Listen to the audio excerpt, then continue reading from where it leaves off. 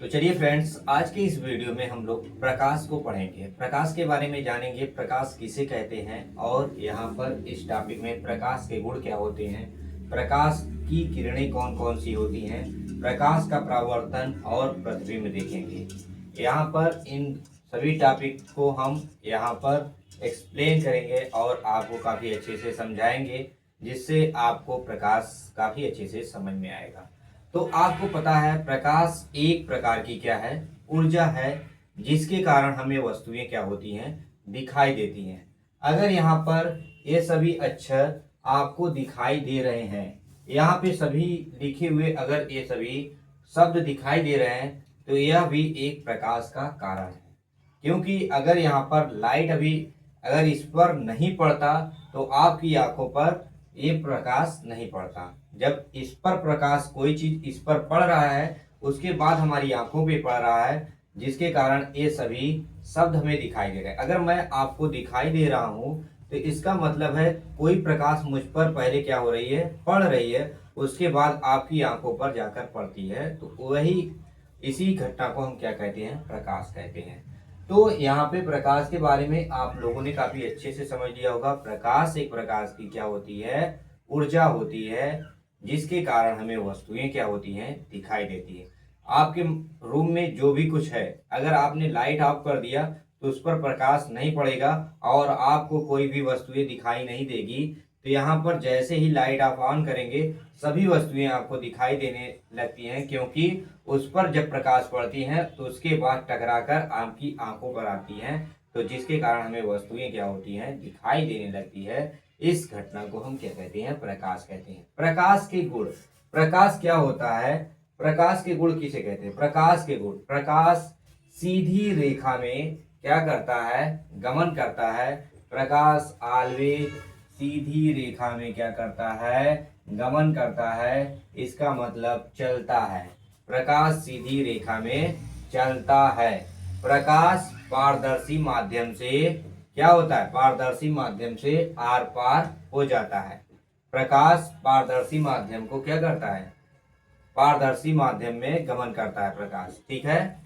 अब यहाँ पर क्या प्रकाश अपारदर्शी माध्यम से भी वो पार हो जाता है, तो यहाँ पे कहेंगे आप नहीं। यहाँ पर मैं एक दिखाता हूँ आपको कुछ चीजें यहाँ पर, जिससे आपको समझ में आएगा। यहाँ पर आपको ये दिख रहा है, यहाँ पे एक शीशा है, जिसमें आपको दिखाई दे रहा है कि क्या प्रकाश पारदर्शी अपारदर्शी माध्यम से आर पार हो जाता है। तो यहाँ पे आप देख सकते हैं कि यह प्रकाश इसी पर यहाँ पर दिखाई दे रहा है। तो यहाँ पर पारदर्शी माध्यम से ही प्रकाश क्या होता है, आर पार होता है। अपारदर्शी माध्यम से प्रकाश आर पार नहीं होता है। जैसे यहाँ पर दीवार है कई ठो, यहाँ पे आप देख सकते हैं, इस माध्यम से हमारा प्रकाश क्या होगा, आर पार नहीं होगा। ठीक है। और यहाँ पर जैसे प्लास्टिक पतले हो, पतले प्लास्टिक जैसे आपने मार्केट में देखे होंगे, सफेद कलर की पतली प्लास्टिक होती है, उससे भी क्या होता है, प्रकाश आर पार चला जाता है। तो यहाँ पर आप कह सकते हैं प्रकाश के ये सभी क्या है, हमारे गुण हैं। और यहाँ पर मैं बता दूं प्रकाश के ये सभी क्या है, हमारे गुण हैं। और प्रकाश की चाल कितना होती है, प्रकाश की चाल हमारा कितना होता है, 3 × 10⁸ 8 क्या, मीटर प्रति सेकेंड। एक सेकेंड में इतना रफ्तार है मेरे भाई, एक सेकेंड में इतना रफ्तार है प्रकाश का। एक सेकेंड में, एक सेकेंड में इतना चलता है। 3 × 10⁸ मीटर प्रति सेकेंड, यहाँ पर ये होता है प्रकाश की चाल। कोई पूछे आपसे प्रकाश की चाल कितनी होती है, तो आप बताएंगे 3 × 10⁸ मीटर पर सेकेंड होता है। और यहाँ पर पूछा जाए कि प्रकाश का तरंग दैर्घ्य कितना होता है, प्रकाश का तरंग दैर्घ्य आपसे पूछा जाए तो 3900 एंगस्ट्रॉम से लेकर आप बताएंगे 7800 एंगस्ट्रॉम तक होता है। ये सभी बातें मैं आने वाले वीडियो में काफी अच्छे से एक्सप्लेन करूंगा। 3900 एंगस्ट्रॉम क्या होते हैं, 7800 एंगस्ट्रॉम क्या होते हैं। ये एंगस्ट्रॉम क्या है, एंगस्ट्रॉम एक मात्रक है। एंगस्ट्रॉम क्या होता है, एक मात्रक होता है, जो यहाँ पर ये दर्शाता है कि 10⁻⁻10 मीटर के बराबर होता है। एक एंगस्ट्रॉम जो होता है 10⁻⁻10 मीटर के क्या होता है, बराबर होता है।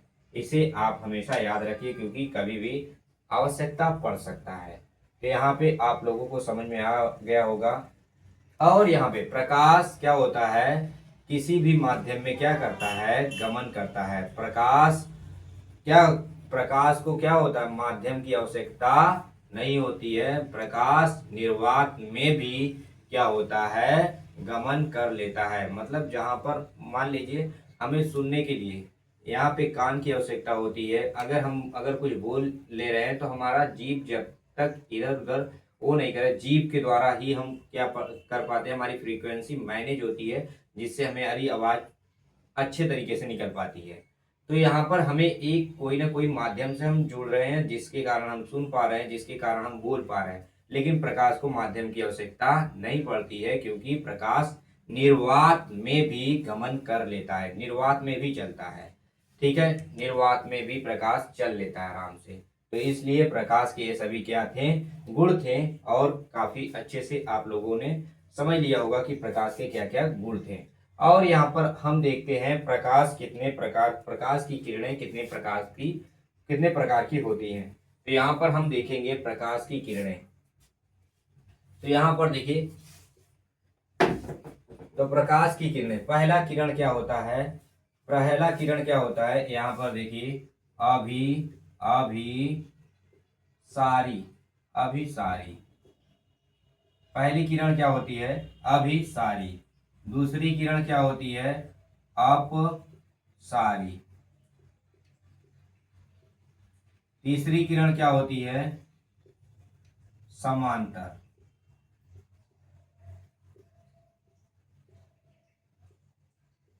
समांतर किरणें, अभिसारी किरणें, ये सभी क्या होते हैं,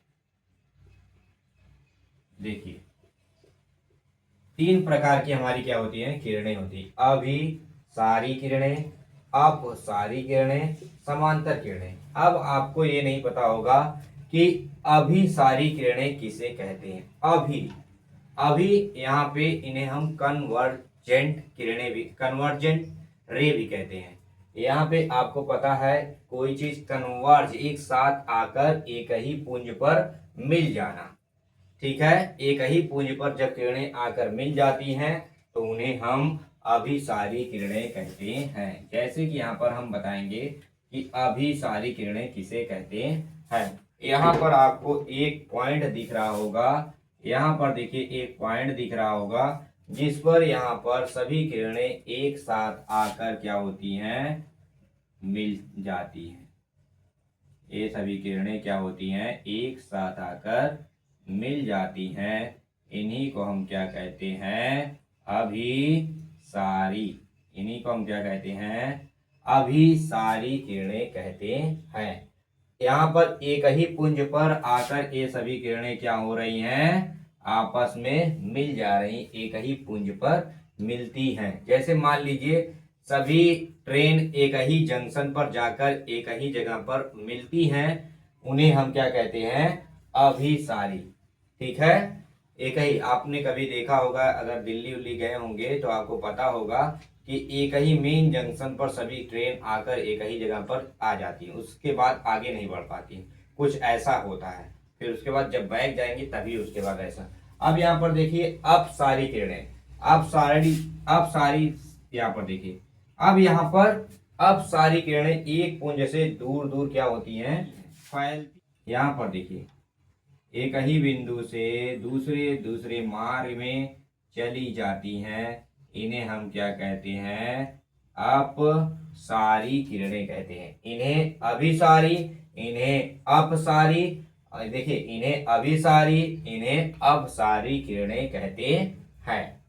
यहाँ पर अभिसारी किरणें, अपसारी किरणें काफी अच्छे से आप लोगों को समझ में आ गया होगा। तो अब हम बताएंगे, यहाँ पे सबको पता है समांतर किरणें, तो सभी जानते हैं कि समांतर अगर हो कोई चीज एक दूसरे के तो उसे हम समांतर किरणें कहते हैं। जैसे कि यहाँ पर देखिए ये क्या है, जब प्रकाश की किरणें एक दूसरे के समांतर हो तो उन्हें हम समांतर प्रकाश की किरणें कहते हैं। जब प्रकाश की किरणें एक ही पुंज पर जाकर मिलती हैं उन्हें अभिसारी प्रकाश की किरणें कहते हैं। जब जब प्रकाश की किरणें एक ही पुंज से दूर दूर क्या होती हैं, फैलती हैं, तो उन्हें हम अपसारी प्रकाश की किरणें कहते हैं। यहाँ पर आप लोगों को ये तीनों समझ में आ गए होंगे।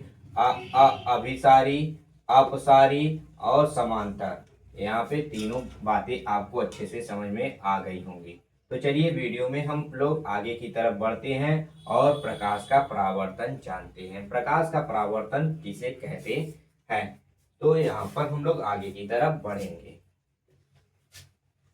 स्क्रीनशॉट ले लिया करिए क्योंकि आपके लिए आवश्यक होगा, क्योंकि कुछ चीजें होती हैं जिन्हें लोगों को काफी नहीं समझ में आता है, तो वे स्क्रीनशॉट ले सकते हैं।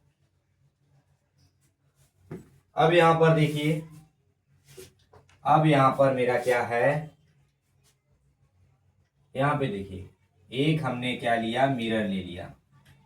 एक हमने क्या ले लिया, मिरर ले लिया। अब उसके नीचे हमने क्या कर दिया, कलई कर दिया। अगर ये कलई नहीं करूंगा भाई ने, तो किरणें अगर आर पार हो गई ना, तो ये अपवर्तन कहलाएगा, परावर्तन नहीं कहलाएगा। यहाँ पे आप देख सकते हो, ये चिकने और चमकदार तल से जब प्रकाश की किरणें, यहाँ पर देखो, यहाँ पर देखो, यही समतल दर्पण है। एक तरफ क्या लगाया गया है, कलई लगाया गया है। यहाँ पर देख सकते हो, एक तरफ क्या है, कलई लगाया गया है, दूसरी तरफ क्या है, प्रकाश का परावर्तन होगा। इस तरह से किरण क्या होगी, आएगी। यहाँ पर दिखाता हूँ, आपको समझाता हूँ, जिससे आप लोग काफी अच्छे से समझ जाओगे। तो यहाँ पर देखिए, इस तरह से प्रकाश की किरण एक मार्ग से आएगी। यहाँ पर देखिए, इस तरह से किरण क्या होगी, इस पर जाके टकराएगी, फिर यहाँ से क्या होगी, वापस लौट जाएगी। अभी मैं बता रहा हूँ मेरे भाई, ठीक है। यहाँ पर आप इससे भी समझ सकते हो, यहाँ पर काफी अच्छे से, भाई अच्छे से हो जा। देखिए, यहाँ पर जब ये लेजर लाइट की किरणें इस पर पड़ेगी, यहाँ पर देखिए आपको दिख रहा है ना, टकरा कर ऊपर जा रहा है कि नहीं। यहाँ पर देखिए आपको दिख रहा है पॉइंट, यहाँ से जब प्रकाश की किरणें क्या हो रही हैं, जितना मैं वो करूंगा, यहाँ पर देखिए, जितना मैं इसे ऐसे करूंगा उतना वो भी दूर भागता जाएगा।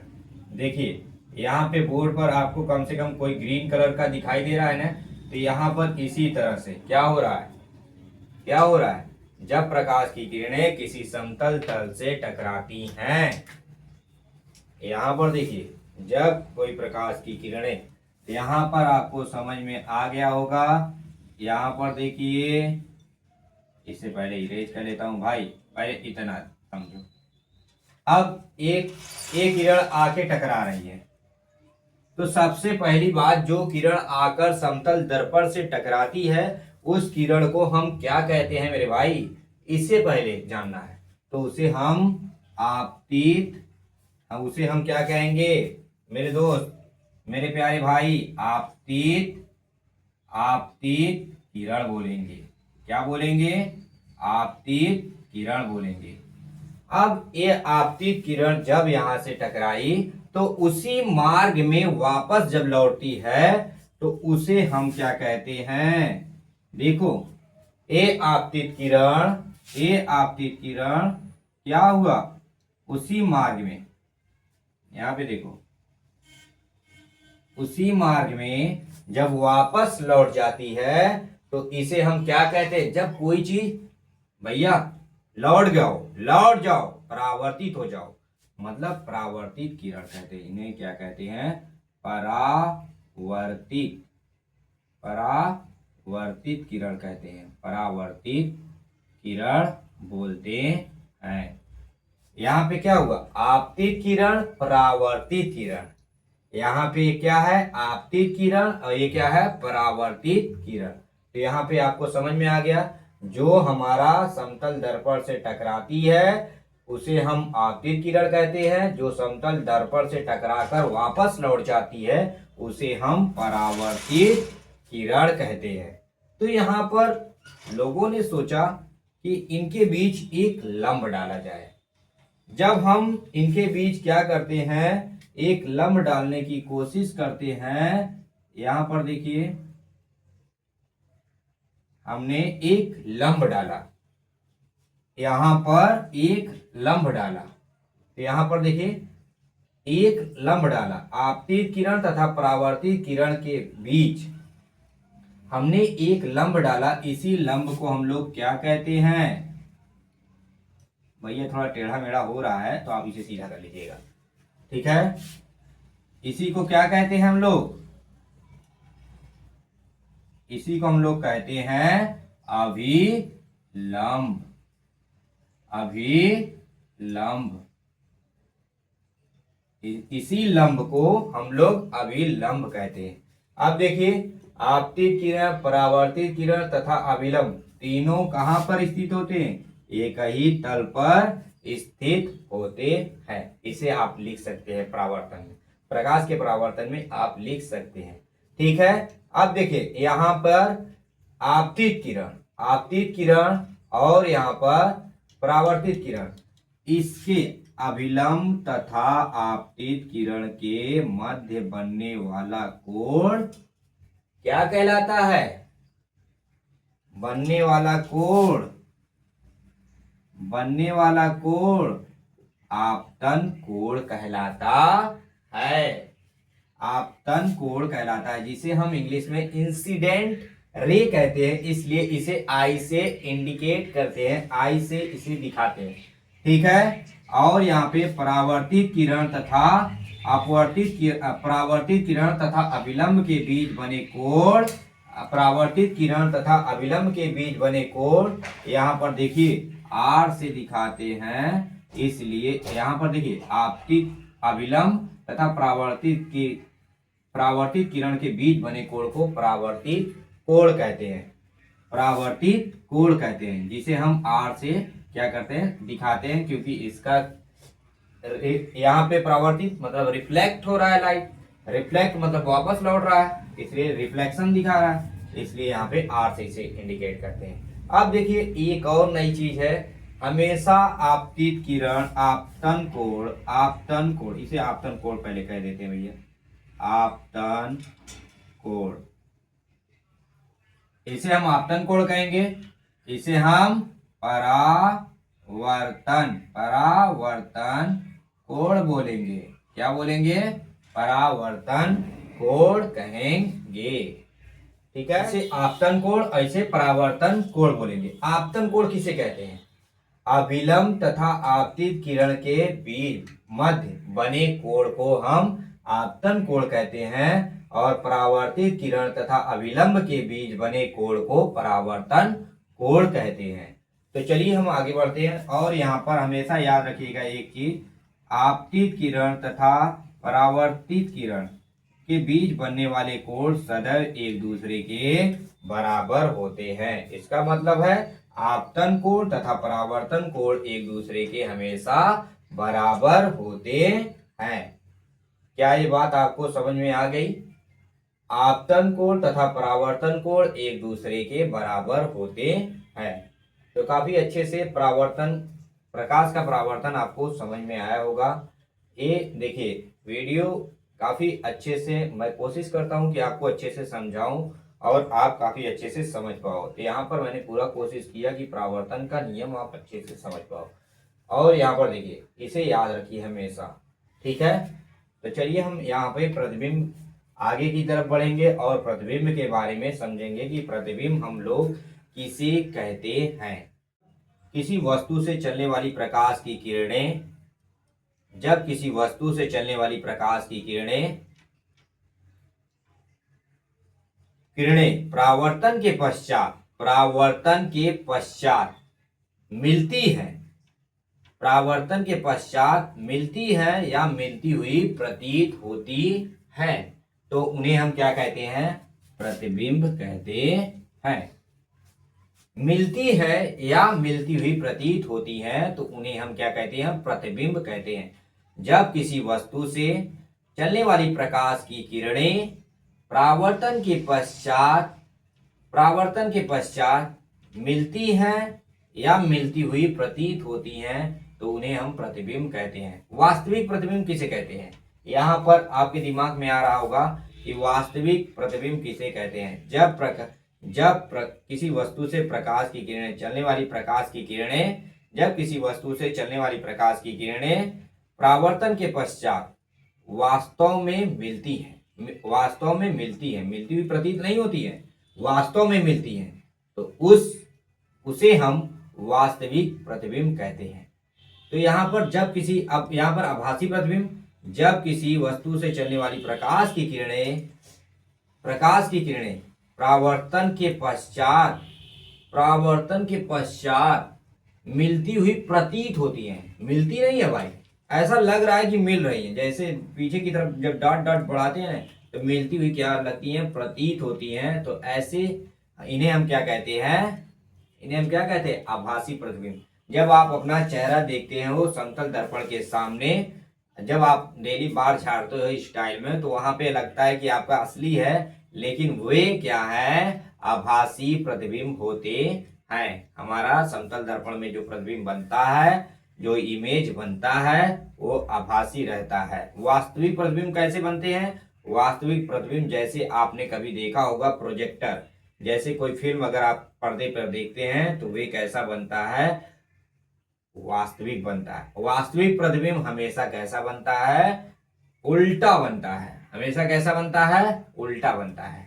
तो यहाँ पे प्रतिबिंब के बारे में आपको काफी अच्छे से समझ में आया होगा। अगले चैप्टर में मैं आपको अच्छे से यहाँ पे गोलीय दर्पण के प्रकार के बारे में काफी अच्छे से एक्सप्लेन करूंगा, जिससे आप लोगों को काफी अच्छे से समझ में आएगा। तो यहाँ तक ये वीडियो एंड होता है, और अगर वीडियो अच्छा लगा हो तो प्लीज लाइक करिएगा, चैनल को सब्सक्राइब करिएगा। Thank you for watching.